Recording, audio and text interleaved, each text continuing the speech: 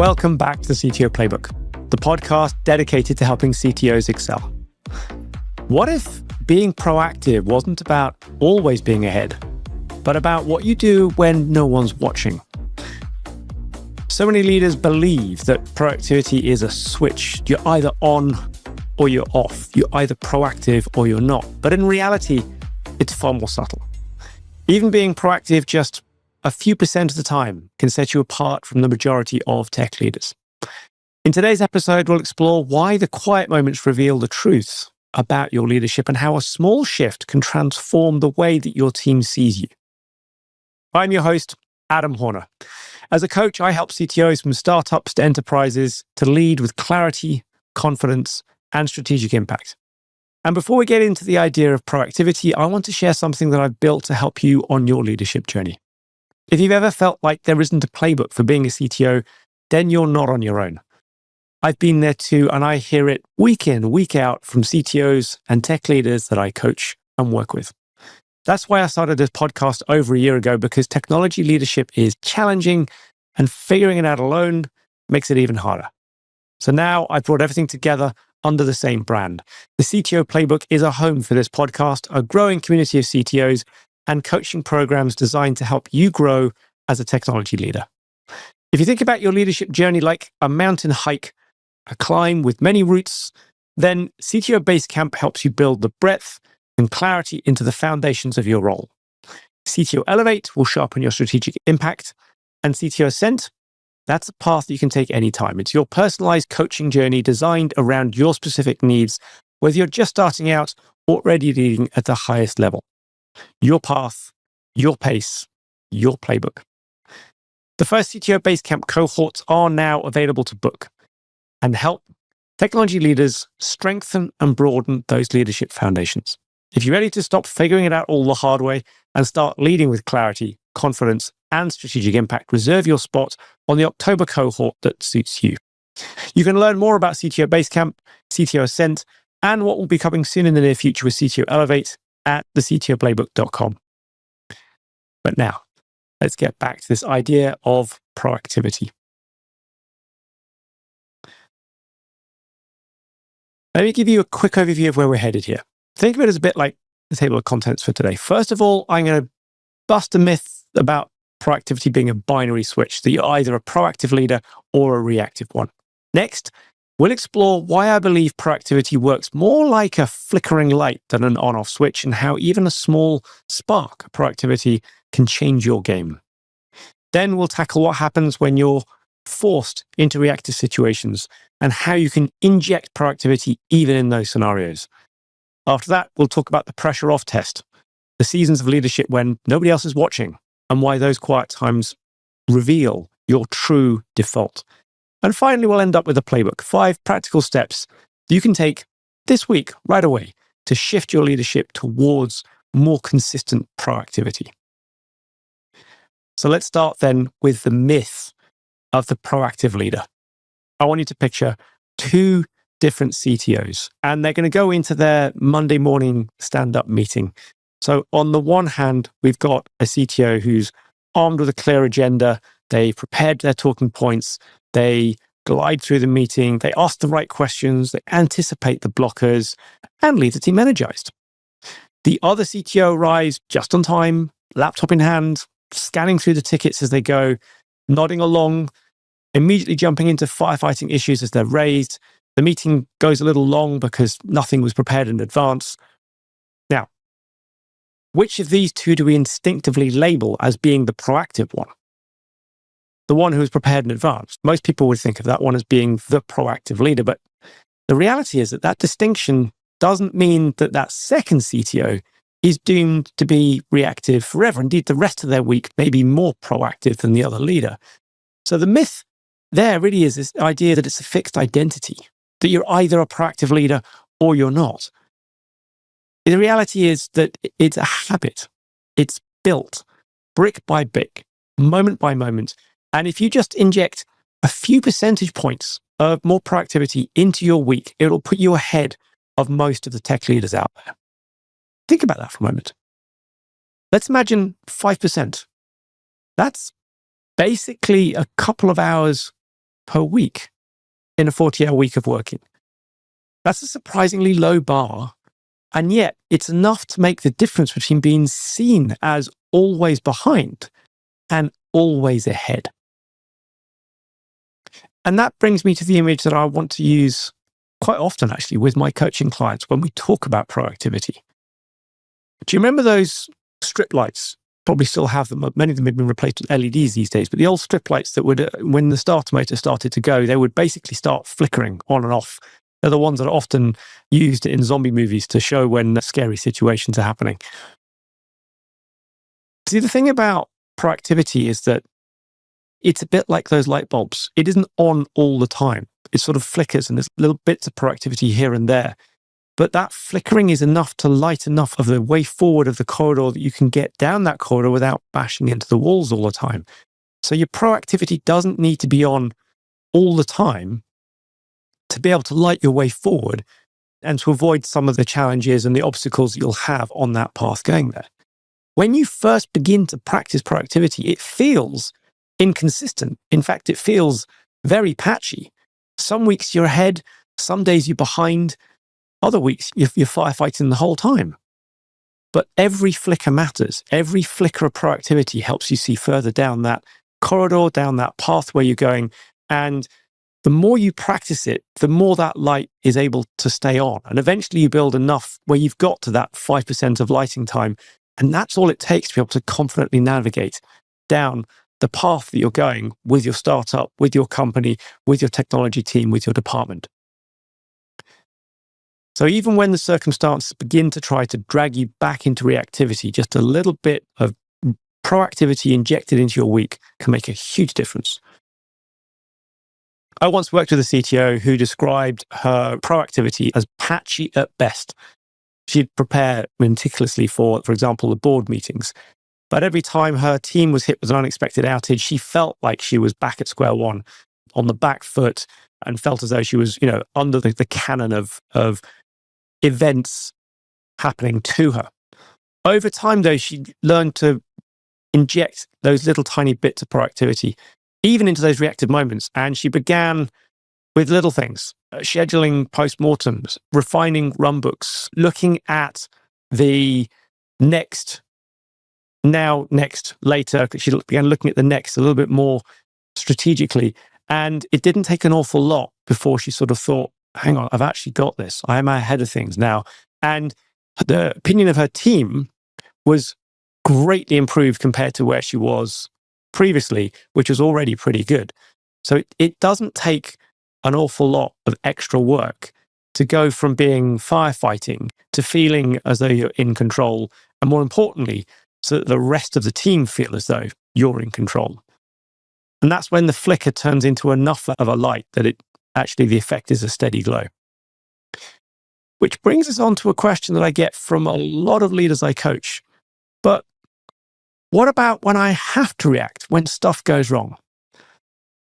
So let's talk about when your reactivity happens and it happens to you, how you can get those moments of still being looking forward. Because leadership, it's not lived in a vacuum, right? Servers are going to crash. Founders will pivot. Customers will surprise you with demands you would never have predicted. Third-party suppliers will let you down, always at the worst possible moment. That's Murphy's Law. But being proactive doesn't mean that you never face these situations. It means that when those moments hit, you've already got the habits, the processes, the systems, and the mindset to respond more deliberately and less frantically. So let's take an example. Let's take a production outage that might happen. Your system might go down, third party might let you down. And a purely reactive leader is going to be scrambling. They're not going to have the information to hand. They're going to be on Slack at 2 a.m., chasing fixes, frantically researching things, demanding updates to people. It's fueled by adrenaline and caffeine, and we've all been there. We've all done that. We know it happens. And the problem eventually gets solved. We're generally smart and good people, so we find a way around it, through it, or over it. But the cycle repeats the next time disaster strikes. So what does it look like when you've got a proactive leader in the same situation? And this is where I'm going to start using some military analogies because they're really quite useful in this situation. The military is very the military's designed to have to handle a lot of surprising situations. So one of the things that a military person has will be a go bag, a kit of key equipment that they'll need at all times. So what is your technology leader toolkit equivalent of the go bag? There's a few key things in there. So on-call rotations, so that you know who's going to be on point in any given time if a situation comes up. There's going to be some run books so that even when you're sleepy, groggy, or switching contexts, you have something to fall back on to run through logical steps. You'll have alerting systems so that you have some warning or indication before things go wrong. There'll be some good logs, some good information such that investigation of the challenges becomes easier. It means that you're more in execution mode and less in scramble, figure things out and invent the run book on the fly mode. And another difference is that when it's over, there is a post-mortem, hopefully a blameless one, right? Updating the processes, blame the processes, fix the processes, don't blame the people. And then that approach of feeding back in so that you strengthen the system and the cycle for next time. In other words, the reactivity, the reaction is underpinned and supported by the foresight before going into it. We can't anticipate and remove every single situation that might happen to us. But what we can do is prepare for when things do go wrong in a better way. One of those most revealing moments of leadership when it comes to proactivity is actually not when the pressure's on, but when the pressure's suddenly off. Think about those rare weeks in the year, those moments during your development life cycle when the frantic pace slows down a bit. Normally it's after release, or sometimes it's after a major issue. Some of us, that's during the holiday times, August in the summer or in the winter when people take a break for the holiday season. So there's no major launches, there's no looming deadlines, the inbox is lighter, the Slack channels are calmer. What happens then? Do you find yourself leaning back and letting the current carry you? Do you use the breathing room to prepare, to refine, to think ahead, to put in place some of those systems and to think about what you'll do next time it happens? This is the pressure off test, because when the spotlight goes out and the urgency fades, this is when your defaults emerge.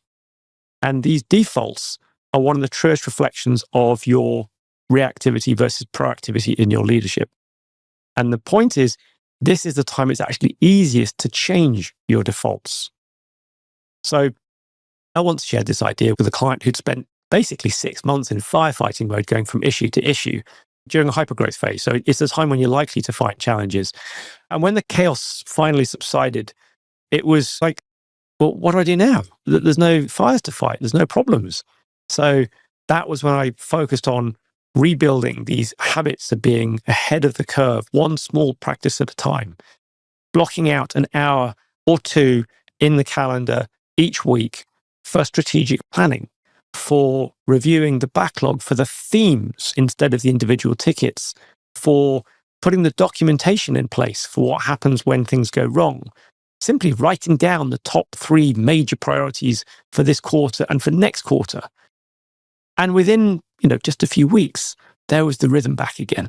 The idea that now we know what we're doing when things are, running at full tilt, but we also know which bits we're going to work on and fill in when we have this gap. It reminds me of this phrase that I learned from some of my colleagues and friends in the military. They call it hurry up and wait. This idea that you've suddenly got to frantically rush and get to somewhere, getting on a plane, getting on a transport, moving from one place to another, and then wait. What do you do in those moments? And that's the time when either you rest, because you need to take the rest, you check all your equipment and your go bag to make sure you've got everything that you need.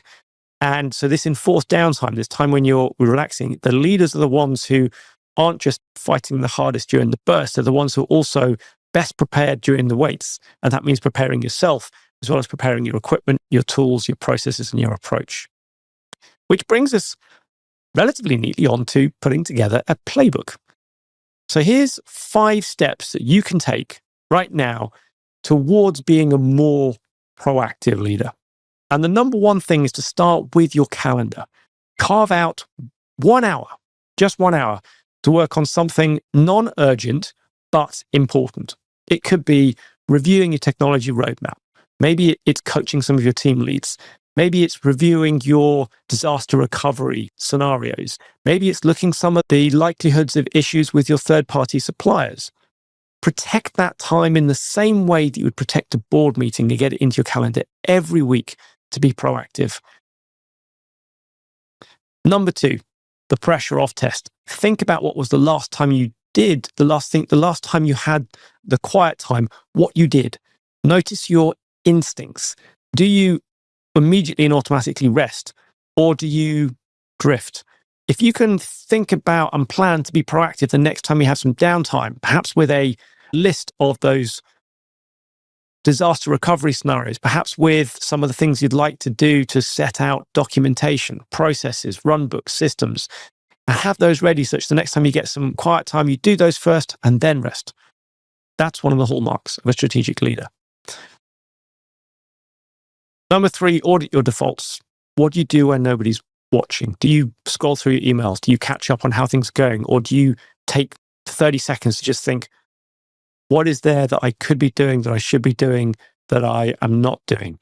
And 30 seconds in every hour to just start thinking, okay, how am I going to use this next hour? How am I going to use this next half day? What are my team working on that we need to do?